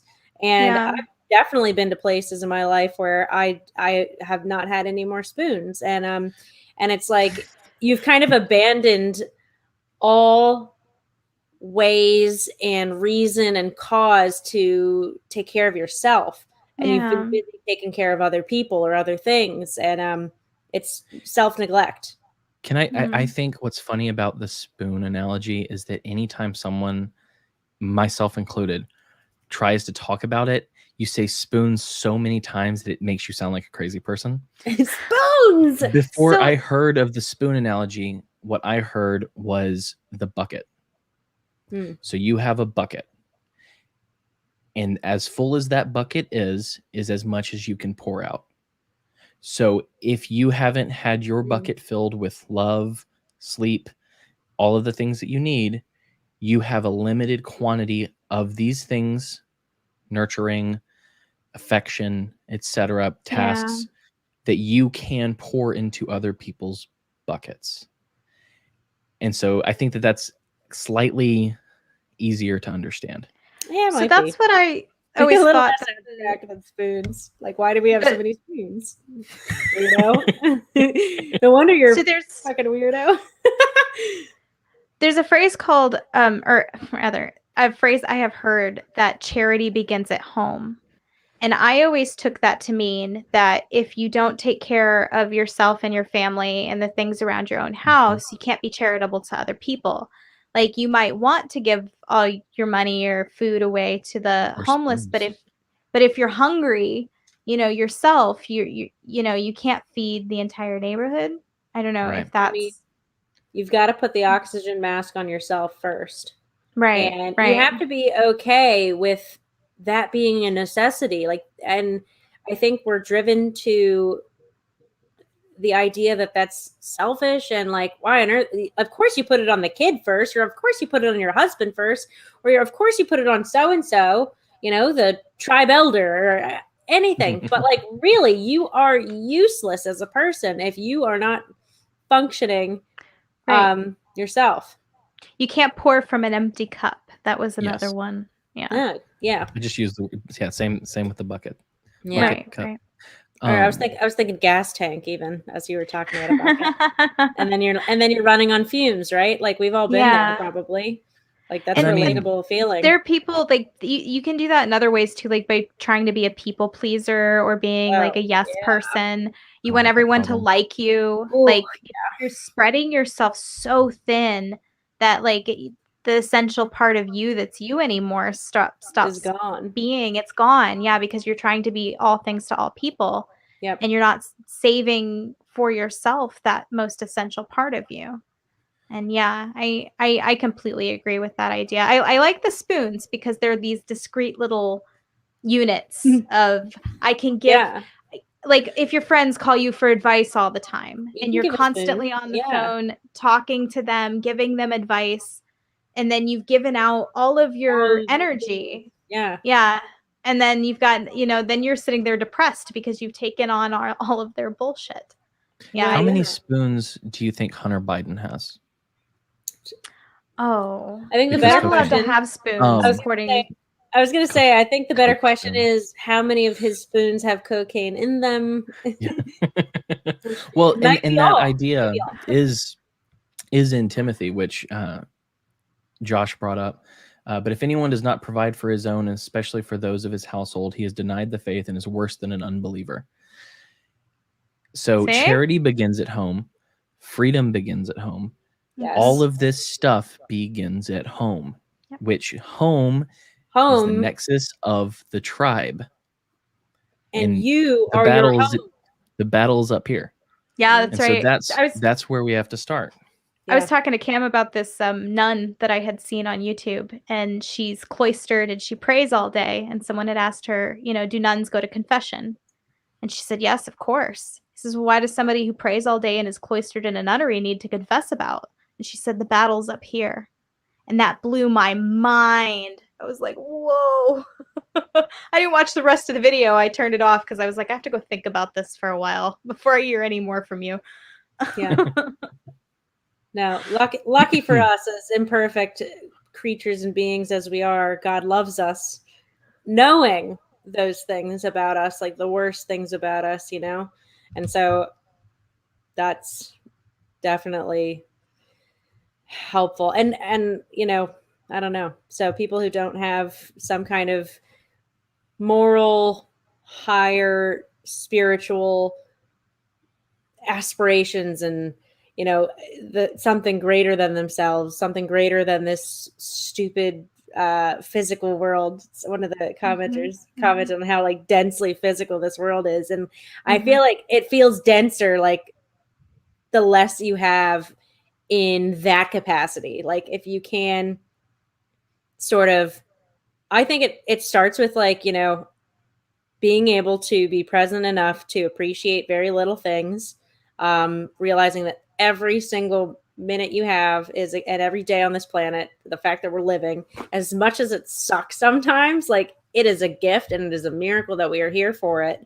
So I think like just basic gratitude, and gratitude's a thing, like as like a experienced self-care, like I've had to do gratitude journals, or like I had this awesome gratitude app, and I'm not kidding. Like if my house, like, so back to the Jordan Peterson, like put your house in perfect order before you criticize the world.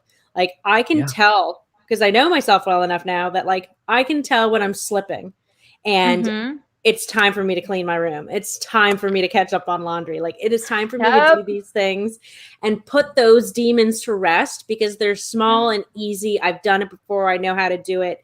And it makes you more capable of dealing with bigger actual issues. Like, and again, even if they're more mental, even if they're more of your own personal demons, whether they're yours or they're somebody else's that you have to deal with, like you're going to do it better with like a clean pair of socks, a made bed. That's right. And nothing that's barring you from being the best you can be. One of my pieces of prepper advice for people, and I don't give like doomsday prepping advice, I give like storm prep advice. And one of the main points is an empty sink and your towels and linens to be clean. Because if your power goes out very suddenly, especially if you have children, you're going to need clean dishes and clean linens. And if you've put off that sink of dirty dishes, 15 minutes before the power went out, you could have cleaned everything in your house. And now the power is off and you have no ability to clean it. So keeping your sink empty is actually a survival tactic. Keeping your linens clean is a survival tactic. That's pretty brilliant. That's just something, that's something I throw out there because I've survived some pretty hairy storm situations, being trapped in my house for over 5 days with no food, no way to heat the house, just incredibly dire situations. And these are the things that I learned through hard experience. So, take my mistakes and learn from them, my friends. Yeah. Generally, I was just saying, and I think that's, like I mentioned before, self-mastery. This is something that we need to all look into. We all need to look into learning how to get our spoons in order, or fill our buckets, or whatever it is. I personally don't believe it's my place to save the world. Nope. I am only I am to go out into all the world and preach the gospel, right? But my job cannot be to save the world, especially not secularly. That's not my job. My job is to help individuals. And I think that if we could get to a place where we can learn these things, where we can master our own domains and focus on that until we've got it, I don't think that there's any reason for us to be speaking past that. Yeah. Right. Right. But let me ask you, Maddie, if you were to order a pizza right now, you were hungry, had to order a pizza right now, what toppings would you get? So, since I indulged on a pizza yesterday for the first time in a while, and it was perfect, and I would do the exact same thing again. So, Frank's Pizza, I would call them up. I'd get a nice personal size cauliflower crust pizza, white pizza, from a real Italian place where they're going to throw a ton of garlic and oil and butter in there and Parmesan. And that's what they did. They went over above and beyond. And so on that delicious white pizza on cauliflower crust, because I'm a nerd, I got like this lovely sauteed spinach, pepperoni, and mushrooms. And since that was so fantastic yesterday, if I was going to order another pizza right now, that'd be it. And your reading, Jessica. Oh man, I don't know. I'm like a little sexually turned on by this pizza right now. When she was talking about good. the olive oil and the garlic. Oh my god, I've been fasting today, so geez, this is not the conversation for you then.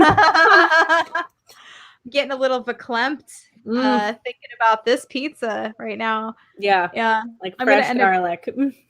I'm gonna end really up making some food mistakes after this this live feed ends. I'm gonna make some food mistakes. I can feel it. Be prepared to forgive yourself. Oh yeah.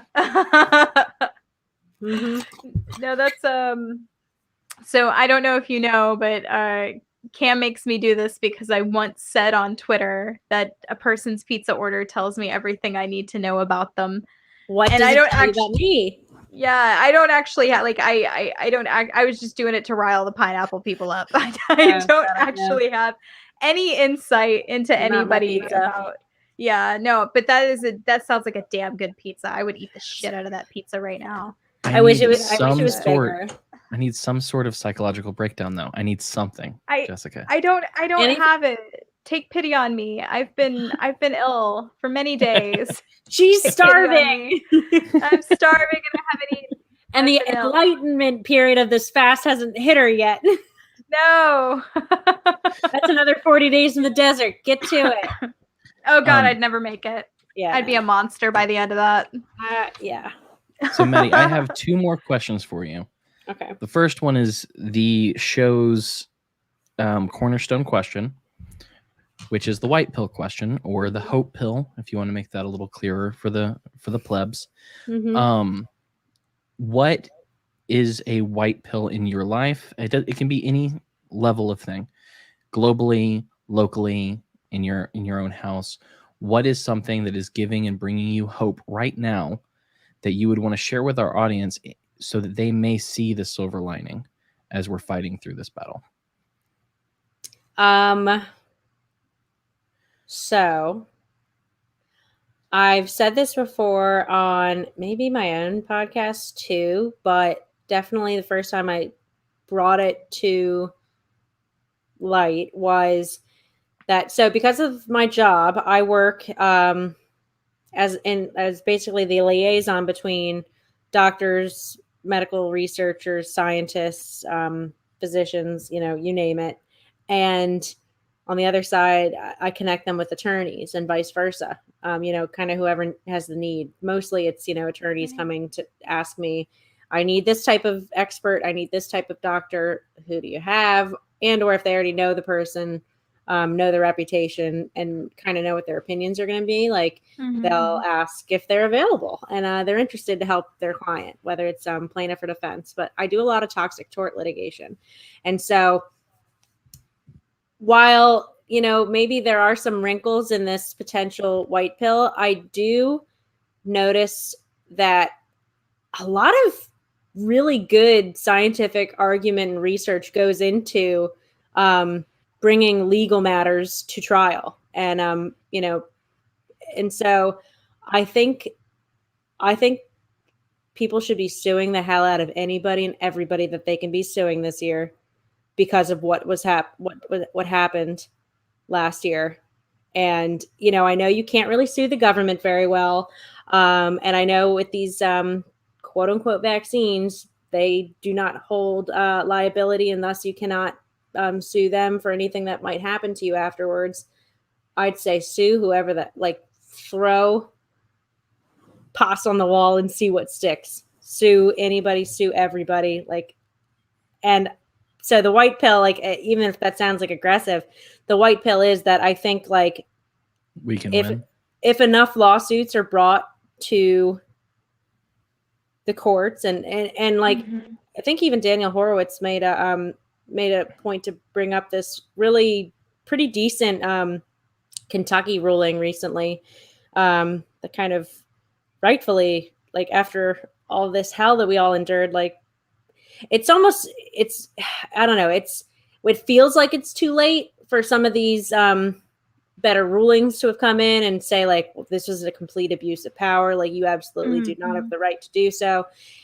It does need to be acknowledged. So even if it's a year and a half late for a lot of these people, the better decisions and people need to be everybody who needs to be held accountable won't, but I'd say hold anybody accountable that you can get your hands on. Yeah. And then me personally, what I kind of keep telling myself to give me hope and to maintain strength and sanity is that I'm in the position I'm in for a reason. There's a reason that those people know me, and that there's a reason that those people trust me. And, they know that I am smart, I'm thoughtful, I'm careful, I don't speak out of turn, and I do have other people's interests at heart as well. Of course, my own will have to proceed as always, but I'm not looking to screw anybody over ever. I'm not looking to deceive anybody ever. I'm terrible at lying. I don't lie. It's gotten me in trouble before, so there's no point. And it's just is one of those things where, similar to Jessica, how we were talking about, when we're reading a lie, that's what happens to me when I do lie. So if I have to lie soon, it's going to come time for me to speak truthfully soon. And so everybody, send me some good vibes that I will be able to tell the truth the way I need to tell it when that time comes. But what gives me hope is that I'm here and in this position I'm in, exactly where I need to be, It's for a reason, and I don't believe in coincidences. Yeah.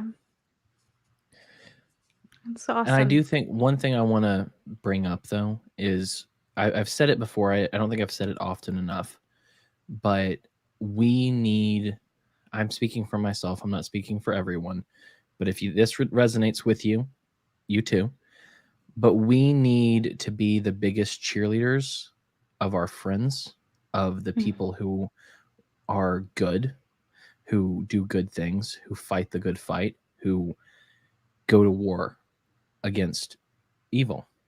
And I think that that's something that needs to happen more and more. But Jessica, I haven't asked you if you have a white pill lately.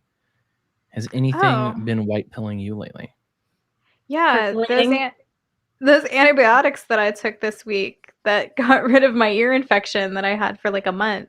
Ooh. I'm actually going to give a positive shout out to medical science, because I did everything that I could. I took garlic, I took green tea, I took every kind of thing I could think of to try and homeopathically get rid of the ear infection that I had. Oregano? Finally, oregano. Yes, I did oregano too. Like I hit it with everything I could. And I was really, really grateful that medical science had developed something that actually like worked.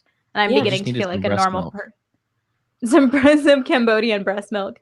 I know that's lame. They were actually white pills though. So I took a bunch of white pills this week, and I feel white pills, and I feel a lot better. That's great. My gut flora needs some work, but they make kefir for that. So yeah. You know that's actually said kefir. Kefir? Oh, is it? Yeah, I learned that, and it's so much cooler to say. But I don't drink it. I'm a kombucha person. I have kombucha. Oh, I've tried with the kombucha. I just can't. You need the right flavor. Yeah. My boyfriend hates it though, so yeah, I just can't. I like bitter too. Like bitter is my thing, and it's just not hitting it for me. I like oaky and smoky, and I like whiskey. Didn't you drink whiskey through the bad infection that your whole family got, and you only got it a little bit? I sure did. Oh man, I sure did. But it works. This is my white pill. Tonight it was a nice Wild Turkey 101, which if you're going to buy an inexpensive bourbon, this stuff is surprisingly great. Has a good flavor. But I did want to share my white pill, which is this right now is episode 99. Mm-hmm. That means that next week is going to be episode 100, and it's going to be great. I'm still not going to tell you what's in it, but it's going to be fun. You're going to want to join us. It's going to be interactive as this is, plus more. I have some ideas, but I did work really hard on a promo video for this that I feel like kind of encapsulates the show. I don't know if you watched it, Maddie, but I made this video and I want you to watch it. So I'm going to make you watch it now. And then I'm going to ask you our last questions. Okay. Okay. Let's do this. Here you go. Here's my 100 episode promo video. All right.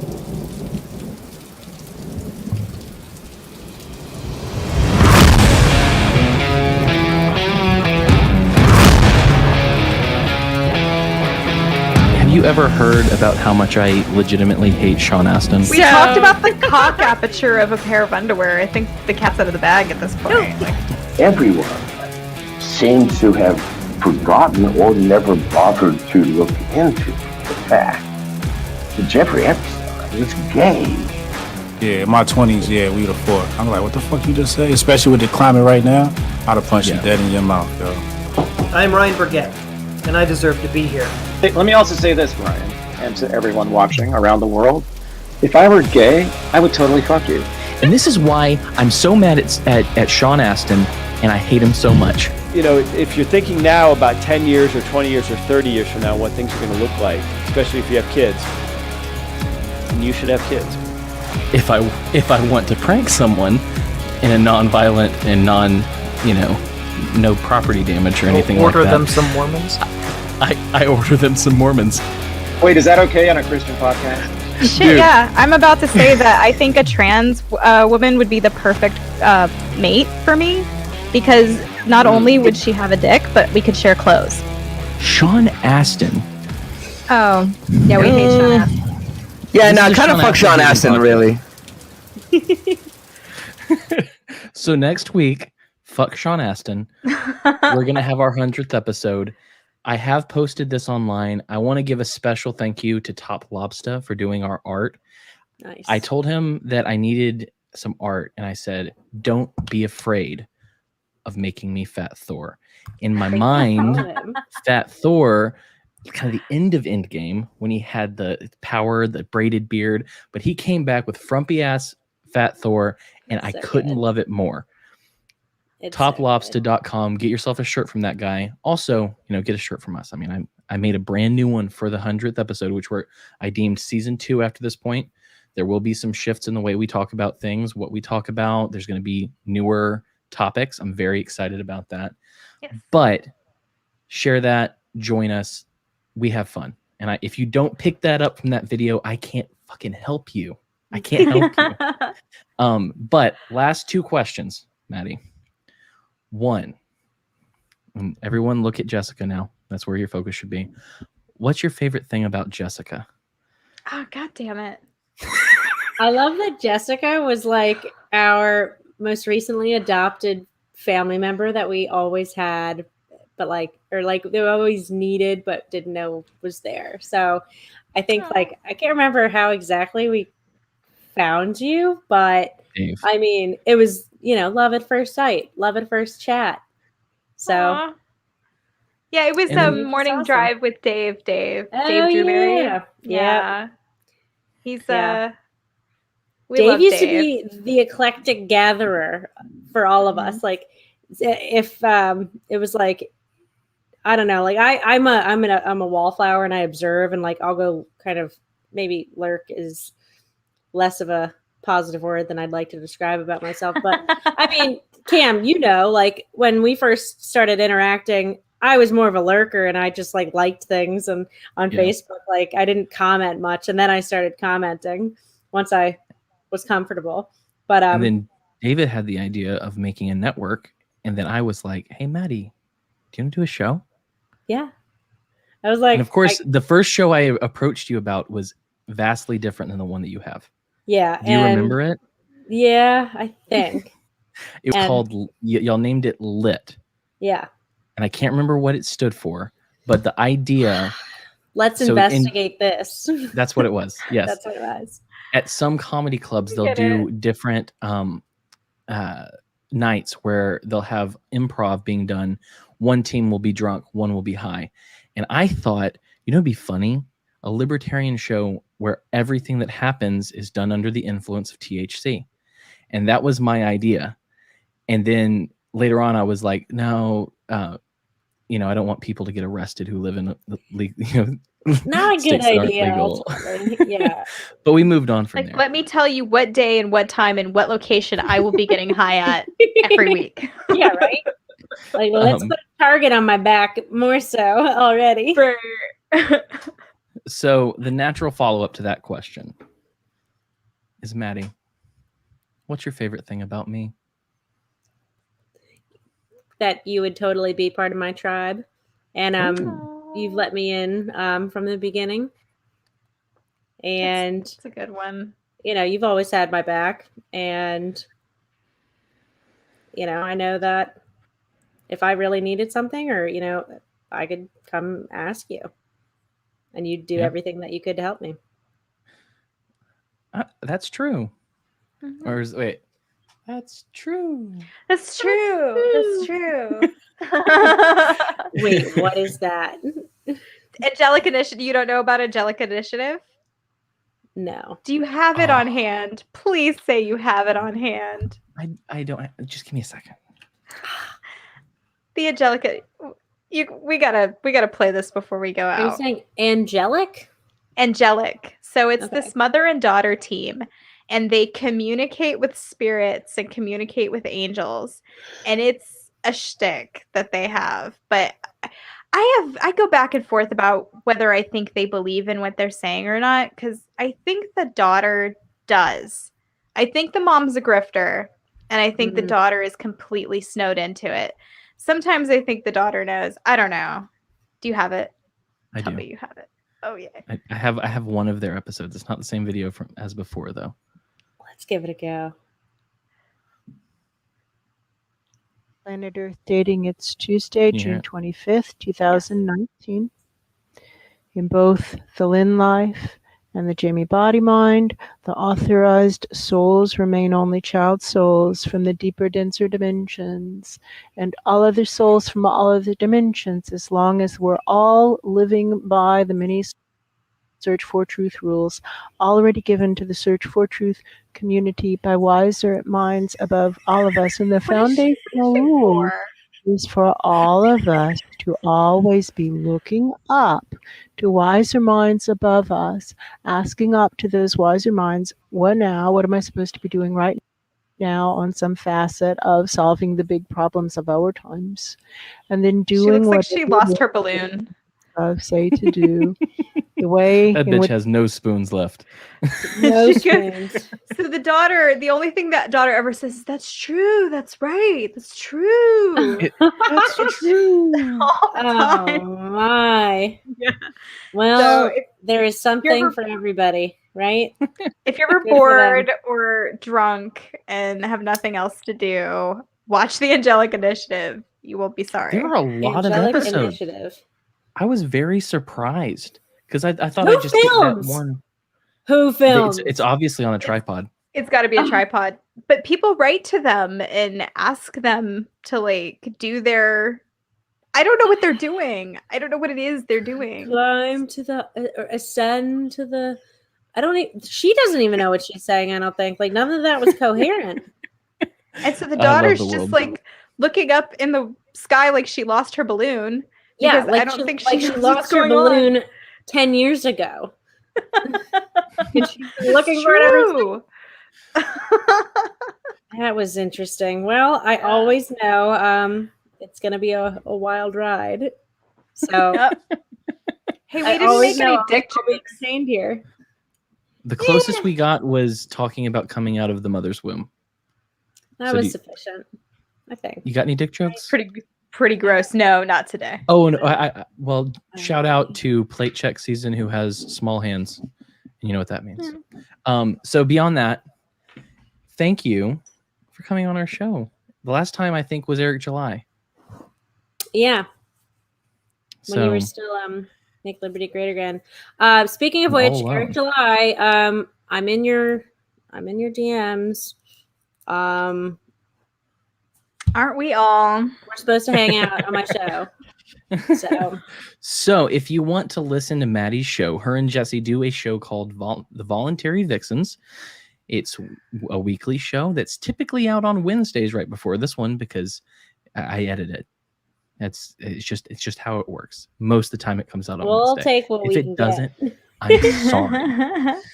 So if you want to find that, go to voluntaryvixens.com, or if you want to see what we do, all the other original shows, which I say all the other, it's you and us. That's it now. We're the currently active. But we do holding it up. Yeah, we do have other exemplary shows on the website, mlginetwork.com, voluntaryvixens.com if you want to listen there. They're on every podcatcher. Eventually, I'll talk them into doing video. That's something I have not talked to them yet about, but it's going to take some work. So we'd consider it if we could get on Rockfin, but otherwise we're that's the thing. To sharing when it comes to very often. When it comes to Rockfin, that is why I haven't said anything yet about Rockfin, is because I think you need the visual there. But yeah. If you want to find Maddie on Twitter, that's at PetMyMaddie, PetMyMaddie. Is there anything else you want to share? One other place to find me, especially like if it's something concerning less about the podcast and less about politics and, that realm. I did also, before I started a podcast, create a a yoga centric account where I really wanted to be, because there aren't many, but I wanted to be one, if not the only. I wanted to be the libertarian yogi.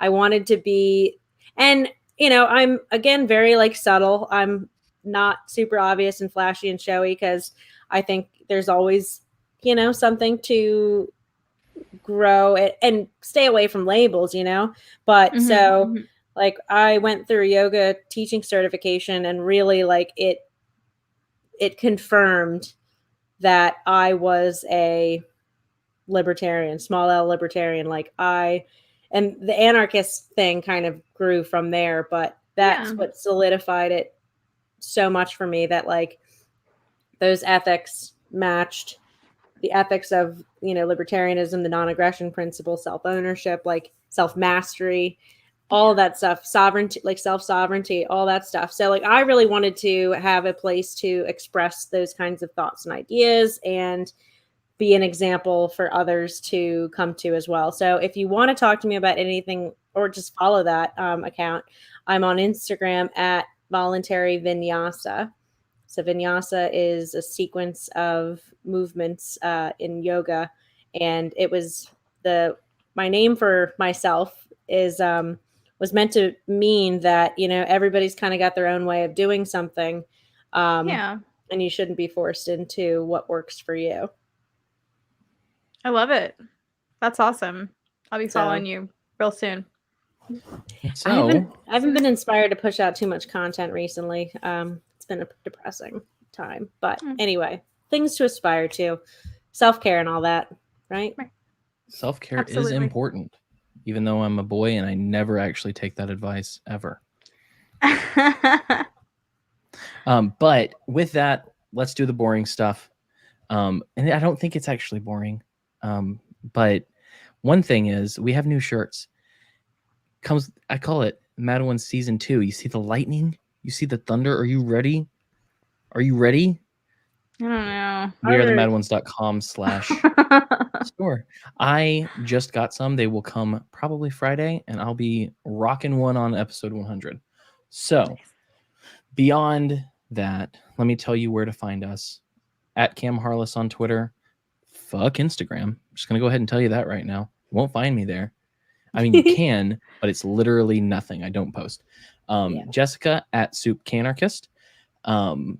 Also, we have a Rockfin, rockfin.com/wearethemadOnes, where if you want to listen to all of our old episodes, we keep 10 for free. Everything before that, you have to go to Rockfin for, or on Odyssey, you can pay a small fee to watch it there. Also, we do have a Patreon now. So if you want to be our first patron in this reboot, patreon.com/themadOnes. Very easy. T-shirts, like I said, wearethemadOnes.com/store. If you want to listen, wearethemadOnes.com. Also on any podcatcher. We're on YouTube. That's probably where you're watching now. If not, we're also on Odyssey. All the links in the description. Everything's down there. Everything's down there. Beyond that, LaurenZotti.coffee. Get yourself some coffee. Fine Italian coffee. Jessica drinks it almost every episode. I don't know if she has any now, but if she doesn't, I know she wishes she did. I have a coffee cup, but it's full of cords. So LaurenZotti.coffee. Every time you buy it, you can use the promo code TheMadOnes to get 10% off your order, and that helps us out. So with that, I don't have anything else for you. Just guys, if you're new, hit subscribe and hit the notification bell so you know when we're on, and hit like, and that will bump us up in the algorithm so we can keep the lights on. Appreciate you. Yep. And so with that, we love you. And as always, I'm trying to determine if I should change the call out. What do you call it? The sign off phrase. Sign off. But here it is right now, because I'm going to be brainstorming. But with that, dear audience, be the glitch you want to see in the Matrix.